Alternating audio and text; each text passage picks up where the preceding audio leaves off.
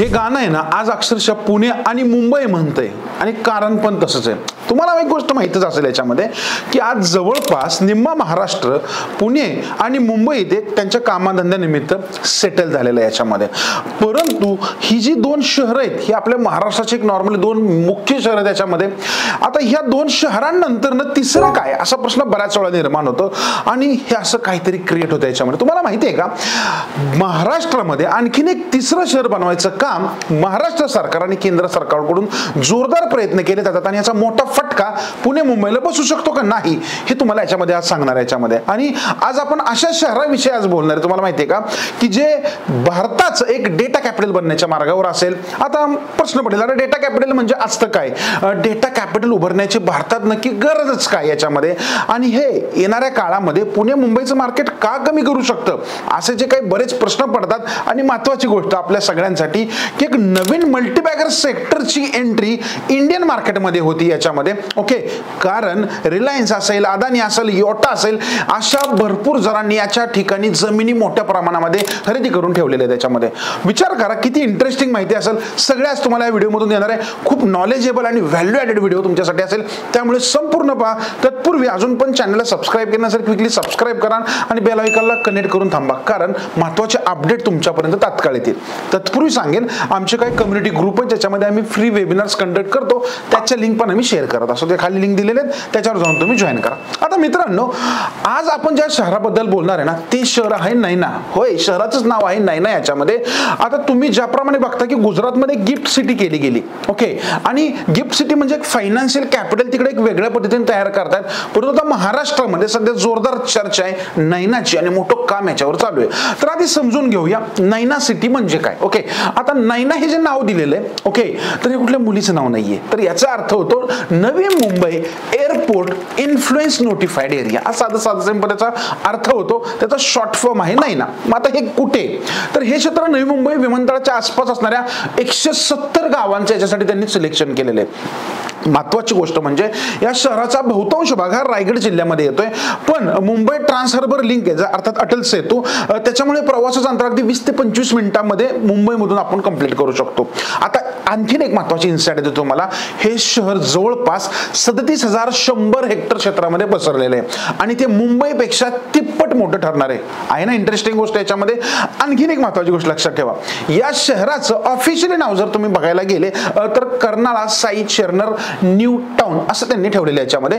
पण अलीकडे हे शहर नैना किंवा थर्ड मुंबई या नावाने जरा जास्तच फेमस होतं याच्यामध्ये आणि ह्याचा इम्पॅक्ट पुणे मुंबईवर येणाऱ्या काळामध्ये पडणार आहे। पण त्याच्या आधी समजून घेऊया भारताचं डेटा कॅपिटल ह्याला का म्हणलं जातंय ह्याच्यामध्ये थोडी आधी चर्चा करूया, कारण काहीतरी वेगळं इथे आपल्याला पाहायला मिळणार आहे। आपण बघतो की गुजरातमध्ये आपण गिफ्ट सिटी आली, त्याच्यानंतर ना आपण बघतोय सेमी कंडक्टरचं बरंच होतंय। त्याच पद्धतीने आज भारताला डेटा सर्व्हर्स, क्लाउड स्टोरेज आणि डिजिटल सेवांची मागणी वाढते, बरोबर। आता मुंबई जवळ हे जे नैनाचं लोकेशन आहे ना ते आंतरराष्ट्रीय विमानतळ आहे, त्याच्यापासून जवळ जे नवीन होत आहे ते प्लस JNPT पोर्ट एक्सप्रेसवे, याच्यामुळे लॉजिस्टिक हबसाठी पण एक उत्तम ठिकाण आहे याच्यामध्ये। आता मित्रांनो हे सगळं तुम्हाला इम्पॉर्टंट सांगायची गोष्ट एकच आहे की अदानी असेल, रिलायन्स असेल, योटा असेल यासारख्या कित्येक कंपन्यांनी इथे डेटा सेंटर उभी करतायत, ओके, आणि याच्यासाठी मोठी गुंतवणुकीची त्यांनी आता घोषणा केलेली आणि जागा एक्वायर करायला सुरुवात केलेली आहे। आणि विशेष म्हणजे महाराष्ट्र सरकारने डेटा सेंटर पॉलिसी अंतर्गत त्यांना पण भल्या मोठ्या सवलती याच्यामध्ये देऊन ठेवलेले त्याच्यामध्ये सिंपल। आता आपला आणखीन एक महत्त्वाचा मुद्दा, अरे डेटा सेंटर एवढं का महत्त्वाचं, एवढं सगळं प्रश्न असताना प्रॉब्लेम्स असताना समजून घ्या। AWS अर्थात अमेझॉन, गुगल क्लाउड, मायक्रोसॉफ्टचं अजूर असेल, ह्या दिग्गज कंपन्यांमुळे ना अमेरिकेमध्ये डेटा स्टोरेजचं किंवा जे क्लाउड्स आपण म्हणतो ते सुपर पॉवर आहे त्याच्यामध्ये। तुम्हाला म्हणणार अरे सुपर पॉवर म्हणजे काय, अमेरिकेमध्ये एकट्या अमेरिकेमध्ये 5,426 डेटा सेंटर आहेत, जर्मनीकडे जवळपास 529 डेटा सेंटर्स आहेत, UK कडे 523 डेटा सेंटर्स आहेत। आणि हा तुम्ही चार्ट स्क्रीनवर जर बघितलं तर समजेल की अरे ह्याच्यामध्ये पहिल्या टॉप नाही पहिल्या 20 मध्ये पण आपण नाहीये। याचा अर्थ काय, तर भारतामध्ये डेटा सेंटरची संख्या फारच कमी आहे। त्याच्यामुळे काय होतं, गुगल, मायक्रोसॉफ्ट, अमेझॉन सारख्या अमेरिकन कंपन्यांची ह्या फील्डमध्ये मोनोपॉली झालेली आहे। अगदी तुम्ही जर नेट जीमेल वापरताय तिथे पण 15 GB पेक्षा जास्त डेटा स्टोरेज पाहिजे असेल तर ऍडिशनल पैसे तिथे आपल्याला मोजावे लागतात। आता आत्ताच्या कंडिशनला ह्याच्यावर आम्ही का फोकस करतोय, तर एक गोष्ट तुम्ही ऑब्झर्व करा, आता जिकडे तिकडे ट्रेड वॉर्स चालू आहेत, भविष्यामध्ये डेटा वॉर्स पण येऊ शकतात. हे पण मी आज तुम्हाला डिटेल सांगणार, त्यामुळे थोडं लक्ष द्यायच्यामध्ये. कारण अमेरिकेची मक्तेदारी जर इथे वाढतीये, त्याला चीनने 2010 सालीच ओळखलं होतं आणि त्यांनी वुयांग ह्या शहराला 400 डेटा सेंटरचं शहर बनवलं. विचार करा, एकटं चीननं त्याच्यामध्ये एका शेतीमध्ये एवढे डेटा सेंटर उभे केले.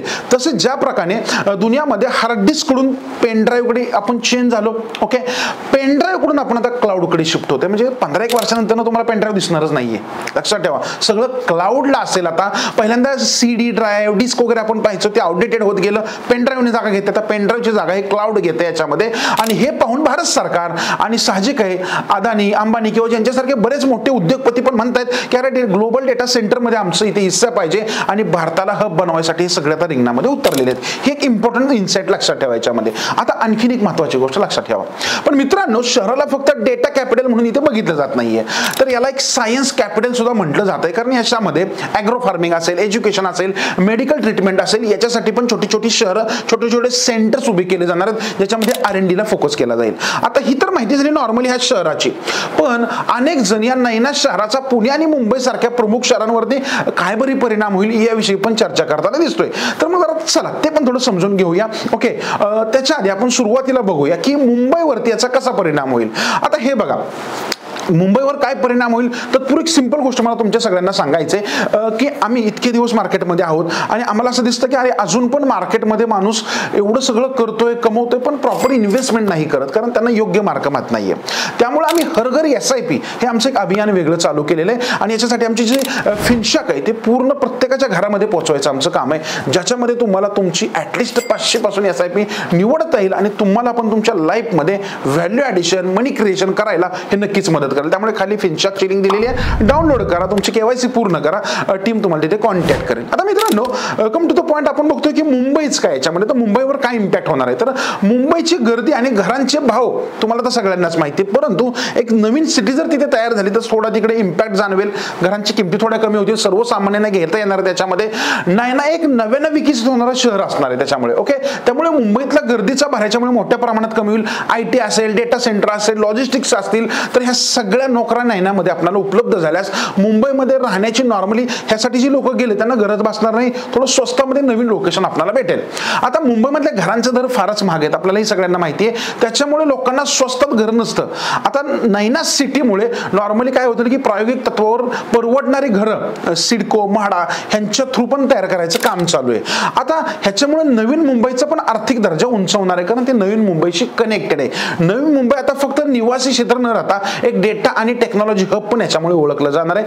त्यामुळे नॉर्मली प्रॉपर्टीच्या व्हॅल्यू त्याच्या आसपास वाढायला सुरुवात होईल आणि व्यापारी संधी नॉर्मली याच्यामध्ये निर्माण होतील. ओके, आता हे झालं मुंबईचं, म्हणजे आपण बघितलं काय फायदा होऊ शकतो, काय तोटा होऊ शकतो याच्यामध्ये. आता आपलं पुण्यामध्ये बघू. याच्यामध्ये पुणे मुंबई डिजिटल कॉरिडॉर याच्यामुळे एक बळकट होत राहणार आहे. याच्यामध्ये महत्वाची गोष्ट, ज्याच्यामुळे वर्कफोर्स असेल किंवा कंपन्यांना काय होईल, हालचाल ट्रान्सपोर्टेशन असेल, इतर गोष्टी असेल, त्याच्यामुळे इम्पॅक्ट जाणवतो.